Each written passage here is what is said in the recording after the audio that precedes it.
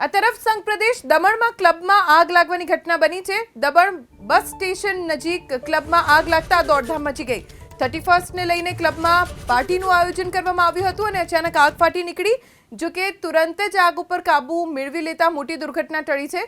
કોઈ જાનહાની આગ લાગવાની આ ઘટનામાં નથી થઈ। બસ સ્ટેશન નજીક ક્લબમાં આગ લાગતા દોડધામ મચી ગઈ। 31st ને લઈને ક્લબમાં પાર્ટીનું આયોજન કરવામાં આવ્યું હતું અને અચાનક આગ ફાટી નીકળી। જો કે તુરંત જ આગ ઉપર કાબુ મેળવી લેતા મોટી દુર્ઘટના ટળી છે। કોઈ જાનહાની આગ લાગવાની આ ઘટનામાં નથી થઈ। સુરતથી સમાચાર। હજીરાની એક કંપનીમાં આગ ફાટી નીકળી। કોરેક્સ 2 પ્લાન્ટમાં બ્લાસ્ટ થયો અને તેના કારણે 4 લોકોના મોત થઈ ગયા। આગની ઘટનામાં 6 લોકોને ઈજા પહોંચી છે। બપોરના સમયે બનેલી ઘટનાની વિગતો કંપનીએ છુપાવી હોવાનો દાવો કરવામાં આવ્યો। આગના કારણે લિફ્ટમાં ફસાયેલા 4 કામદારોના મૃત્યુ થઈ ગયા। હજુ પણ મૃત્યુઆંક વધવાની આશંકા છે।